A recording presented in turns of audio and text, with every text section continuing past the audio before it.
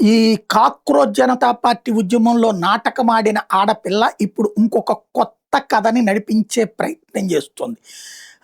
నేహా బోరా ఎవరైతే communist party నాయకురాలుందో ఆవిడ గారు ఒక తెలివితేటలు ప్రదర్శించింది. మొన్న ఈ మధ్యన వెళ్ళి బెంగాలు, ఎందుకంటే అభిజిత్ దుప్కేకి పేరు వచ్చింది, తనకు పేరు రాలేదు.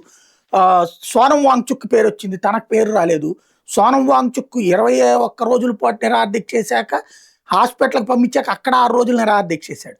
ఆయన హాస్పిటల్కి పంపించాక అయ్యో నేను 21 రోజుల నుంచి నిరాదీక్ష చేస్తున్నానని, అప్పటిదాకా రోజు సాయంత్రం అయితే ఇంటికి వెళ్ళిపోయి 2వ రోజు మధ్యాహ్నం వచ్చిన అమ్మాయి తెలివిగా నేను చేస్తున్నానంటూ 2 అమ్మాయిలకి అటొక అమ్మాయి మీద ఇటొక అమ్మాయి భుజం మీద అప్పుడు గాంధీ గారు వేసినట్టు చెయ్యేసి నడుస్తా, నీరసంగా నడుస్తా నాటకం ఆడింది.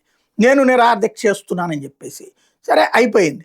తర్వాత ఏది కరెక్ట్గా 20వ తారీఖు జంతర్ మంతర్ దగ్గర నుంచి ర్యాలీ జరుగుతున్నటువంటి సందర్భంలో అసలు తను లెగవలేకపోతున్నట్టు, బతకలేకపోతున్నట్టుగా నటించింది. సీన్ కట్ చేస్తే ఈ 2 రోజుల తర్వాత ఈయన ఏది ఓ పక్కన సాయంత్రం భోజనానికి ఇంటికి వెళ్ళిపోతుంది, అక్కడ ఉండట్లేదు ఆమె. తర్వాత ఈ ధర్మేంద్ర ప్రధాన్ రాజీనామా చేసిన రోజున పొద్దున పూట్ల అసలు లెగవలేకపోతున్నట్టు డ్రమటైజ్ చేసింది. సాయంత్రం అయ్యేటప్పటికి రాజీనామా తర్వాత ఎగిరెగిరి డ్యాన్సులు వేసింది. అక్కడతో ఈవిడదంతా ఈ నిరాదీక్ష అంతా డ్రామా అన్న విషయం బయటపడింది.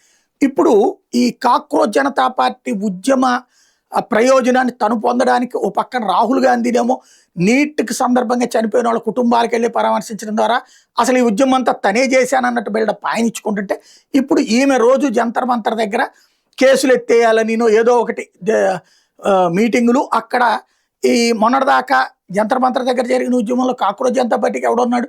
కమ్యూనిస్టులే కదా అక్కడికి వచ్చింది, ఎస్ఎఫ్ఐ, ఏఎస్ఎఫ్, డివైఎఫ్ ఇట్లాగా వీళ్ళందరితో కూర్చుని రోజు నినాదాలు చేస్తా వేడించి చల్లారకుండా చూసే ప్రయత్నం చేస్తుంది.